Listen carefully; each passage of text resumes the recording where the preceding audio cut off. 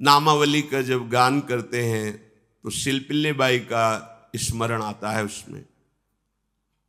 सुत बिस दियो पूज शिल्पिल्ले भक्ति रशीली पाई। देखो कितना विश्वास होता है भक्त को, कैसा वो श्रद्धावान होता है। एक राजकुमारी और दूसरी एक जमींदार की पुत्री, दोनों को मित्रता थी। एक दिन राजा के यहां भगवत प्रेमी महात्मा आए। वो संत सेवी राजा थे, महात्मा जन आते रहते थे और महात्माओं का कार्य ही होता है निरंतर अपने प्रभु की सेवा और सुमिरन में मगन रहना। सेवा सुमिरन ये बहुत बड़ी सामर्थ्य है। अगर हम हर समय सेवा और सुमिरन में रहें तो कभी कोई माया प्रपंच हमें परास्त नहीं कर सकता। जहां हम सेवा सुमिरन से अलग हुए वहीं माया का प्रभाव पड़ता है। भगवान का शालिग्राम स्वरूप उनके पास था, खूब भाव से सेवा कर रहे थे और नवीन अवस्था की कोमल हृदय वाली ये दोनों सखियां देख रही थी। इनके मन में आया ऐसे हम भी ठाकुर सेवा करेंगे। देखने से सुनने से हमारे हृदय में प्रभाव पड़ता है। गंदी बातें देखेंगे, गंदी बातें सुनेंगे, उसी का चिंतन होगा, हृदय गंदे आचरणों की प्रेरणा वाला बन जाएगा। अगर हम भागवतिक बातें सुनेंगे, भागवतिक दर्शन करेंगे तो भागवतिक चिंतन होगा, हृदय भागवतिक प्रेरणा वाला बन जाएगा। कई दिन संत भगवान रुके, रोज सेवा कीर्तन कथा, सरल हृदया। उन दोनों सखियों में बात आई कि चल करके संत भगवान से कहते हमको भी ठाकुर जी दीजिए। दोनों ने चरण पकड़कर प्रार्थना की, गुरुदेव हमारे हृदय में भी इच्छा हो रही कि हमें ठाकुर सेवा मिले। अब दोनों बच्चे ही थे। संत भगवान ने विचार किया सेवा पद्धति में बहुत सावधानी की आवश्यकता होती है। अभी ये बच्चे हैं, कहीं सेवा अपराध न बन जाए। सेवा अपराध भी होता है। उपासना में चलने वाले उपासक को सेवापराध और उपसेवापराध 32 ये 64, इन पर सावधान रहना चाहिए। ये गलती नहीं होनी चाहिए। जैसे आप ठाकुर सेवक हैं, अपने घर में सेवा विराजमान किए हुए हैं। अब जैसे आपको ठाकुर जी के दर्शन के लिए जाना है, जहां तक ठाकुर जी के दर्शन करने के लिए जाना है, हो सके तो पादुका न पहने, नंगे पैर दर्शन करने जाए। यदि आप में ऐसी सामर्थ्य नहीं है किसी कारण से, तो सीढ़ियों में पादुका नहीं पहनना चाहिए। जहां से मंदिर की सीढ़ियां हैं, पादुका उतार कर माथा रखकर सीढ़ी में फिर चढ़ना चाहिए। खड़ाओं या पादुका पहन करके श्री विग्रह के दर्शन करने के लिए जाने में फिर अपराध लगता है। अरे अपने मालिक के दर्शन करने जा रहे हैं, स्वामी के दर्शन करने जा रहे हैं, प्रभु के दर्शन करने जा रहे हैं, तो अपनी कुटिया से और मंदिर तक नंगे पैर जाना चाहिए। ये भावना रखनी चाहिए। भरत जी जा रहे हैं प्रभु के दर्शन करने के लिए, अयोध्या से पैदल ही चले थे, तो सुकुमार चरणारविंद तो बड़े बड़े फफोके छाले पड़ गए थे। वशिष्ठ जी ने देखा, सबने मिलकर भरत जी से कहा पालकी पे बैठ जाइए। तो उन्होंने कहा हाँ, मेरे प्रभु यहां नंगे पैर चले हैं और मैं पालकी पे बैठ जाऊं? उचित तो यह है कि अपने प्रभु के दर्शन के लिए मैं जा रहा हूं, तो जहां जहां प्रभु के चरण पड़े वहां मेरा शीश पड़े, अर्थात सिर भर जाऊं। उचित मोरा सबते सेवक धर्म कठोरा। यहां मैं सर के बल चल के जाऊं पर असमर्थ हूं। तो आप कह रहे हैं पैर में छाले पड़ गए, आप सवारी में बैठ जाइए। ऐसा नहीं हो सकता। तो अपने प्रभु के दर्शन करने के लिए जब जाए तो हो सके, सामर्थ्य हो तो पादुका न पहने, कोई खड़ाऊं चप्पल जूता आदि ना पहने। अगर पहने हैं तो बस सीढ़ी तक ही पहन कर जाए, ऊपर सीढ़ियों के नहीं। इतने सुकुमार मत बनो, ये आग में जलाया जाएगा शरीर, ये गाड़ दिया जाएगा शरीर, इससे ज्यादा प्यार ना करो। अब इतना दृढ़ विश्वास कि ये बच्चे हैं, सेवा भाव कैसे पूर्ण कर पाएंगे? तो उन संत भगवान ने दोनों बच्चियों से कहा, आप कल ठाकुर जी लाएंगे, हम आपको दे देंगे। तो गांव में घूमे तो आसपास गोले गोले से पत्थर मिले, पत्थर लाए 2 और कहा कि ये लो तुम्हारे ठाकुर जी हैं। दोनों को दिया। देखो गुरु वचनों पर और गुरु प्रदत्त सेवा वस्तु पर कितना भाव होना चाहिए। उन्होंने दृढ़ विश्वास किया कि मुझे भगवान गुरुदेव ने दिया, ये भगवान है मेरे। दोनों ने अपने हृदय से लगाया। अब एक जमींदार की पुत्री थी, एक राजकुमारी, स्वर्ण के सिंहासन में, और उनका नाम रखा शिलपिल्ले ठाकुर। शिल मतलब पत्थर, तो उनका तुम्हारे ठाकुर का नाम शिलपिल्ले गोविंद है। दोनों सिंहासन पर रखकर आराधना करती। भाव प्रतिपल बढ़ता गया, नाम निरंतर जप। गुरु प्रदत्त ठाकुर पर विशेष चमत्कार हृदय में प्रकट होता है यदि उन्हीं की नियमावली से चलो। अपने मन से बाजार से खरीद लाए, विराजमान किए हैं, कभी सेवा की कभी नहीं की, वो भी अच्छा है, कम से कम भागवतिक भाव तो है। लेकिन सिद्धि जो प्राप्त होती है वो गुरु कृपा से, गुरु प्रदत्त ठाकुर से। जैसे धन्ना जी को भांग के बट्टे में ठाकुर जी प्रकाशित हो गए, गुरु प्रदत्त। अब ये सखियां जब बड़ी हुई तो इनके ब्याह की बात थी। तो जो राजकुमारी थी उनका राजकुमार से किसी से ब्याह तय हुआ, ब्याह हो गया। अपने माता पिता से जब विदाई ली तो अपने ठाकुर जी को जो सिंहासन में थे, सिंहासन से एक सुंदर पेटी में से और गोद में रखकर, और अंदर ही अंदर जल रही है कि प्रभु मैंने प्रीतम आपको माना है, संसार के व्यवहार में ये प्रीतम बना हुआ है, पर प्रभु हमारे प्रीतम 2 नहीं हो सकते, हमने हृदय से आपको माना। इसी विचार में वो बड़ी उदास है। पहले पालकियों में ऐसा राज सैनिक चल रहे हैं, पालकियों में वो बहू जा रही है और राजकुमार घोड़े पर।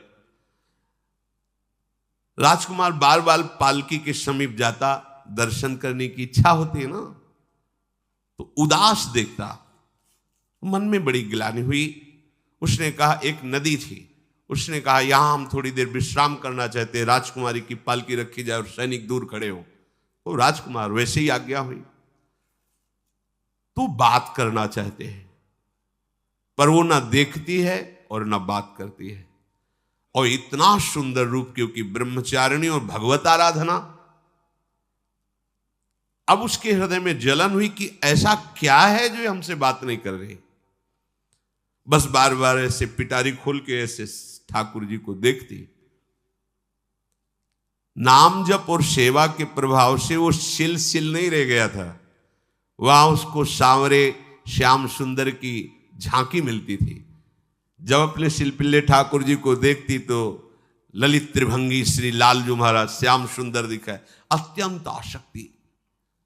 गुरु प्रदत्त किसी भी शब्द में, किसी भी वस्तु में दिव्यता होती है, बस हमारी भावना होनी चाहिए। अरे बोले ये हम नहीं दे सकते, ये गुरु प्रदत्त है, नहीं हम प्राण दे सकते हैं, लेकिन ये नहीं। जिसका गुरु वचन पर, गुरु प्रदत्त वस्तु पर, गुरु प्रदत्त ठाकुर पर दृढ़ निष्ठा हो गई, वही सिद्ध हो जाता है। अब उसने समझ लिया कि पिटारी में जो कुछ है यही हमारे और राजकुमारी के बीच में बाधा है। 2-4 दासियों को बुलाया और कहा इनको बातों में उलझाओ, पिटारी पीछे हमें दो। और प्रवीण दासियां उनको विनोद भाषा में, हंसी मजाक में बात, लेकिन वो उदासीन। धीरे से गोद में पेटी थी, ले ली, हम लिए हुए हैं, आप बातचीत में सारा, और पेटी उनको दे दी। राजकुमार ने राजकुमारी से कहा यही पेटी तो हमारे आपके बीच में बात, फेंक दी नदी में। अब तो जो उसके हृदय में पीड़ा हुई, भारी व्याकुलता। अब राजकुमार है, सैनिकों के साथ तुरंत पालकी उठवाई, महल ले गया। पर वो आसक्त है, इतनी सुंदर राजकुमारी, क्योंकि भागवतिक तेज से संपन्न में आकर्षण होता है। राजकुमारी ने कहा, यदि हमारे ठाकुर नहीं तो मैं नहीं। आज से अन्न जल त्याग, प्राण त्याग दूंगी अगर हमारे ठाकुर जी हमारे समीप नहीं तो। आज से अब एक बूंद पा कैसे पिए? अपने ठाकुर को भोग लगा के पाला है और ठाकुर जी फेंक दिए गए। भारी व्याकुलता, जैसे मीरा जी कहते, दृश्य बिन दुख न लागे नैन, न रात में नींद है न दिन में अन्न जल है, व्याकुलता। अब भयभीत हो गया राजकुमार। पूरा महल इस विषाद से हो गया कि अगर नवीन राजकुमारी प्राण त्याग देती है तो क्या होगा लोक समाज में, कि अभी नवीन राजकुमारी गई, ये लोग ऐसे निर्दयी हैं कि ऐसा व्यवहार किया कि उसने प्राण त्याग दिया। राजकुमार घुटने में आ गया। घुटने टेक कर राजकुमारी से कहा, मैं तुम्हें दुखी नहीं करना चाहता, पर मैं तुमको छोड़ भी नहीं सकता। अब हमें आप वो उपाय बताओ जिससे आप मुस्कुरा दो, आप प्रसन्न हो जाओ। तो उनका, हम अपने ठाकुर के बिना जीवित नहीं रह सकती। यदि आप हमें जीवित देखना चाहते तो हमारे ठाकुर जी ला के दो। ठाकुर जी को नदी में फेंक दिया था। पारिवारिक जनों के साथ राजकुमार उस नदी के तट पर गए और राजकुमारी से कहा, तुम्हें इतना प्रेम ठाकुर जी से, तो तुमसे ठाकुर जी कितना प्रेम करते हैं? अगर तुमसे ठाकुर जी प्रेम करते हैं तो मुझे प्रमाणित कर दो, तो मैं जीवन भर तुम्हारी आज्ञा में रहूंगा। अच्छा, तो तुम ये देखना चाहते हो कि ठाकुर जी हमसे कितना प्रेम करते हैं? हाथ फैलाया और आर्त भाव से पुकारा कि गोविंद, अब आपके बिना मैंने जीवित नहीं रहना। अंदर से जेव ही प्रार्थना की तो जल से सिंहासन सहित शिल्पिल्ले भगवान जैसे कोई वायु के प्रवाह में आ रहा हो, ऐसे आए और छाती से चिपक गए। पूरा परिवार, राजकुमार ये देख रहा था। हृदय से ठाकुर जी चिपक, जीवन भर के लिए दासत्व स्वीकार कर लिया और कहा, जैसी आप आज्ञा करोगे। जैसे मीरा जी, जब राणा जी से ब्याह हुआ तो प्रथम मिलन की रात में मीरा जी ने कहा, सावधान, तुम हमारे पति नहीं हो, मेरा सुहाग गिरधर से है, श्याम सुंदर ही मेरे पति हैं। व्यवहार में तुम पति बने हो।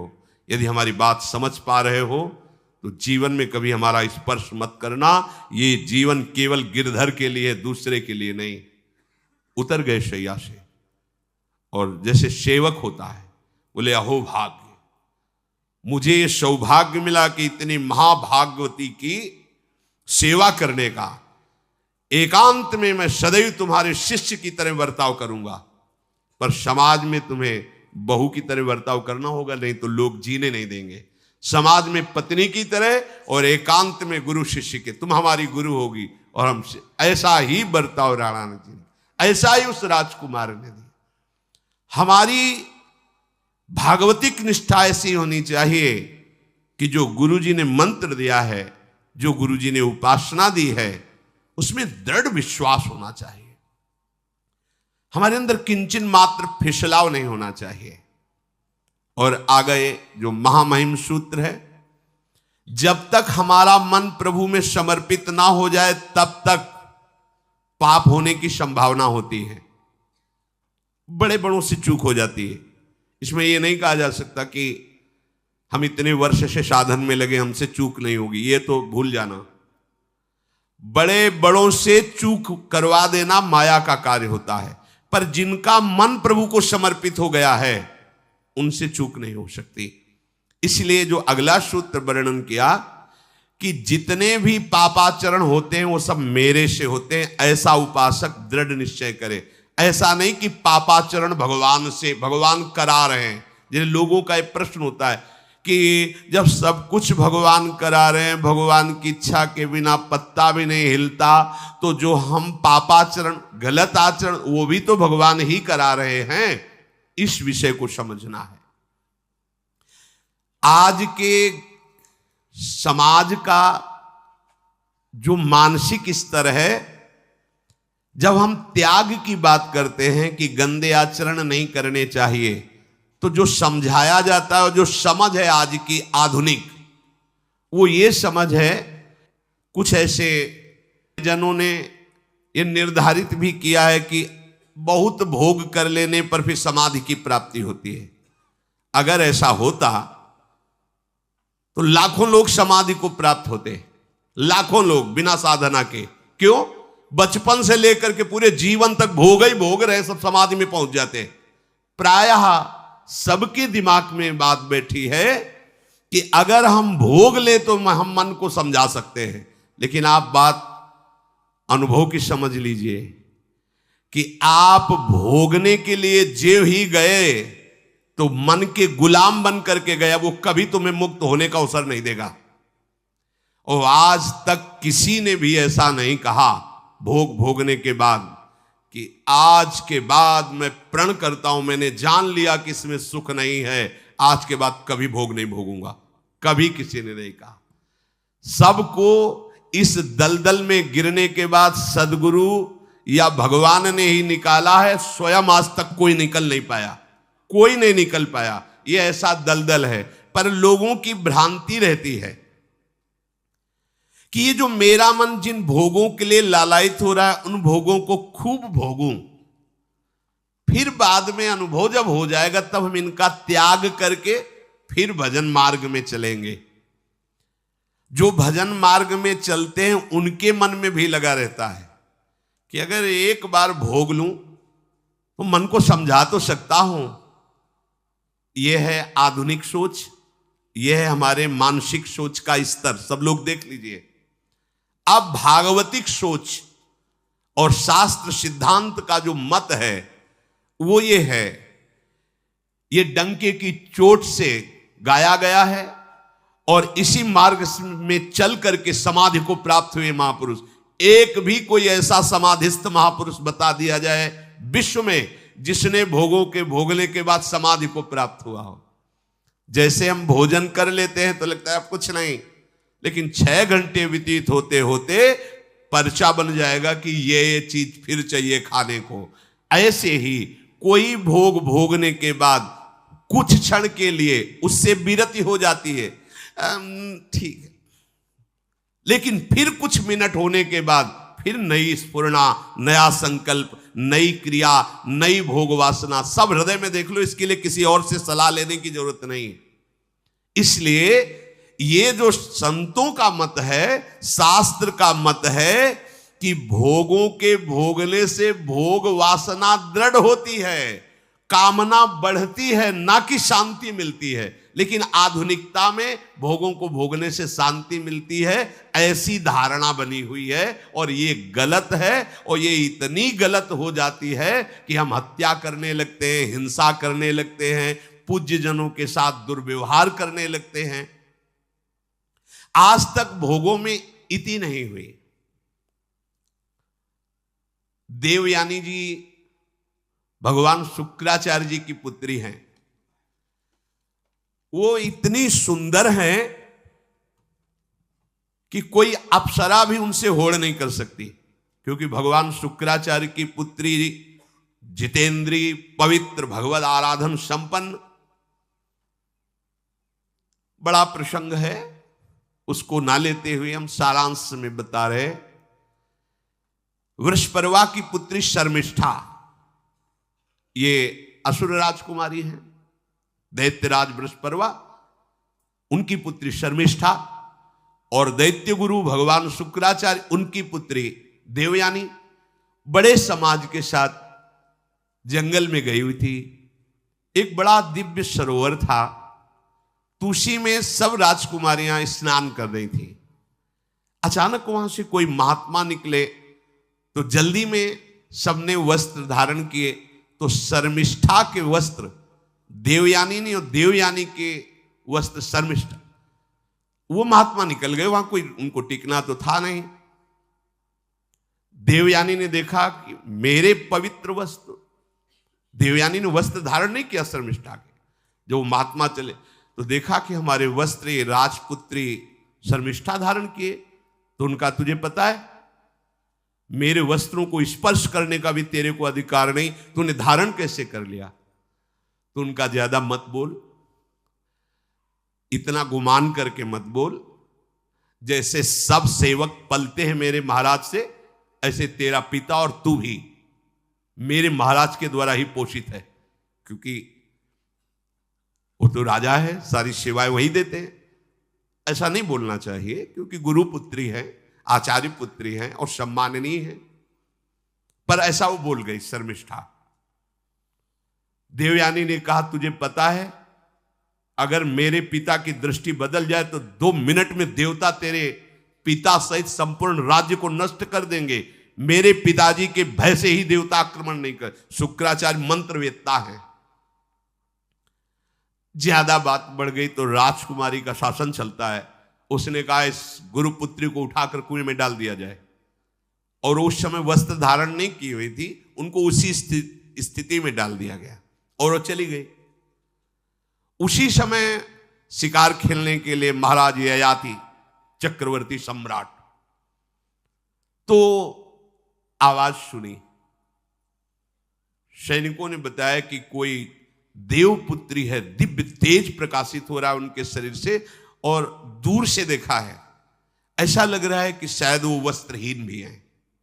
उन्होंने कहा तुम लोग दूर जाओ, और स्वयं महाराज ययाति गए और उनको तो जब हाथ पकड़ के निकाला और अपने वस्त्र से उनको आवेष्टित किया तो उन्होंने कहा कि हमारी आर्य मर्यादा है, एक बार आपने हमारे शरीर को देख लिया और हमारे हाथ को पकड़ लिया, अब आप हमारे जीवन भर के लिए पति स्वरूप हैं, स्वीकार कीजिए।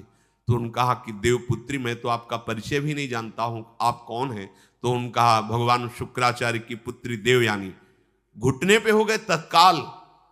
उन्होंने कहा इतने बड़े महापुरुष की पुत्री के साथ मैं ब्याह कर सकूं, मेरी सामर्थ्य नहीं, क्योंकि मैं क्षत्रिय कुल में प्रकट हुआ राज परिवार से हूं, और वो तो देवताओं के द्वारा भी वंदनीय है शुक्राचार्य जी। तो उनका आप निश्चिंत रहो, ये विषय मैं संभालूंगी, पर आप मेरे पति हैं, ये स्वीकार कीजिए। बोले यदि शुक्राचार्य जी इस पर राजी हैं तो हम ये बात स्वीकार करते हैं।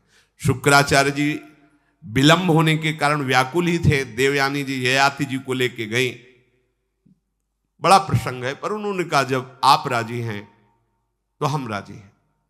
शुक्राचार्य जी राजी हुए और वृषपर्वा को सूचना दिया कि मैं तुम्हारे राज्य को त्याग कर जा रहा हूं। वो तो तत्काल आकर चरणों में गिरे, महाराज आपके बिना मेरा अस्तित्व क्या है, आप कैसे राजी हो सकते हो? बोले मेरी पुत्री को दिगंबर करके कुएं में डाल दिया गया, मैं इस अपराध से बिल्कुल तुम्हें माफ नहीं कर सकता। बोले कोई उपाय? तो बोले देवयानी बोले। तो देवयानी ने कहा तुम्हारी पुत्री हमारी दासी होकर चले तो मैं तुम्हें क्षमा कर दूंगी। बोले बिल्कुल ठीक, तथास्तु।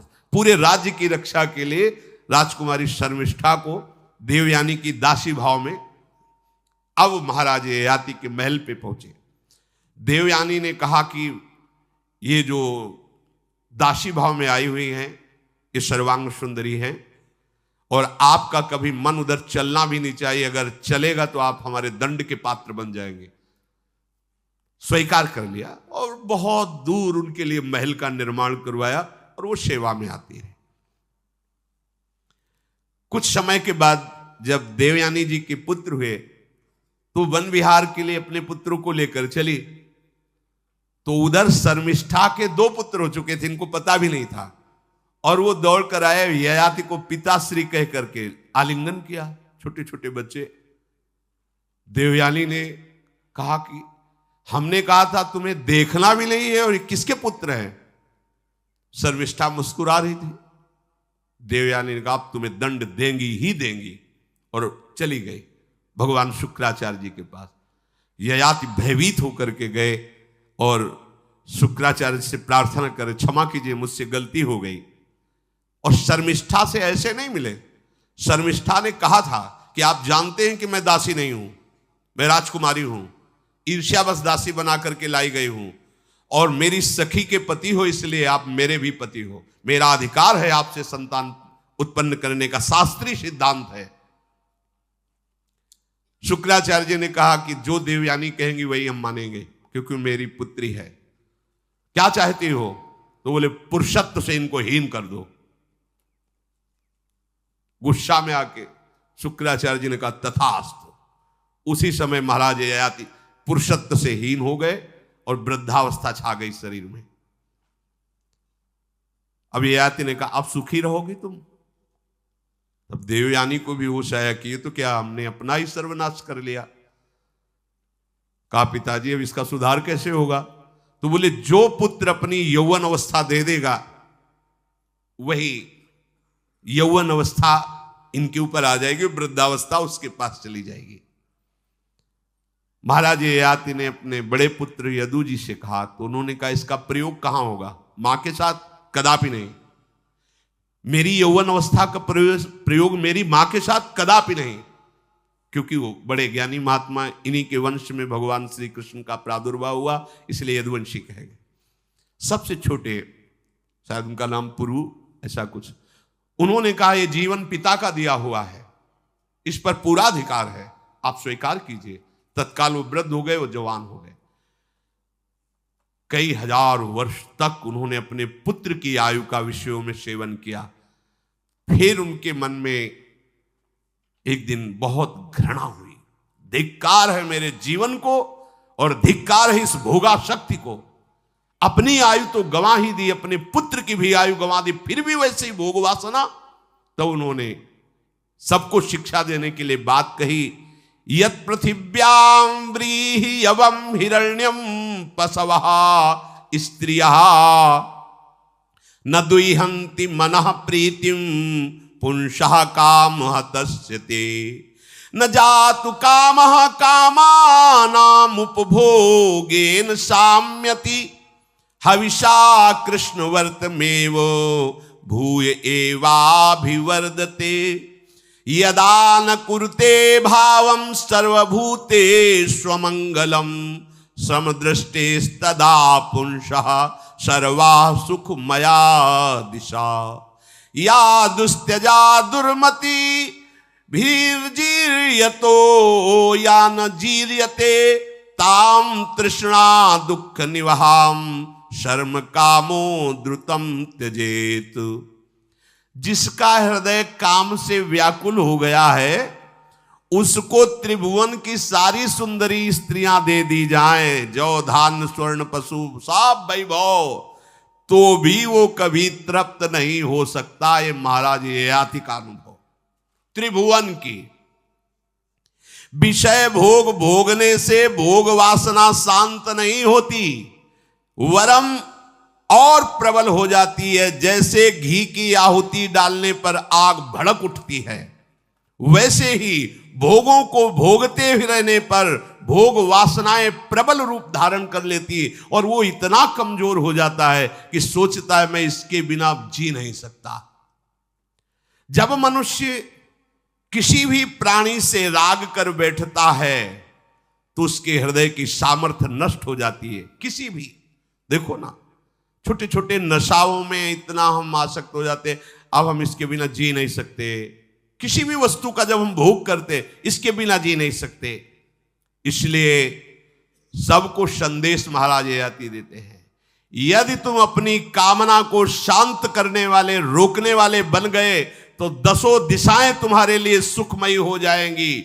विषयी पुरुष को तृष्णा रात दिन जलाती रहती है, बहुत भोग भोगने पर भी वो कभी शांति या तृप्ति प्राप्त नहीं कर पाता।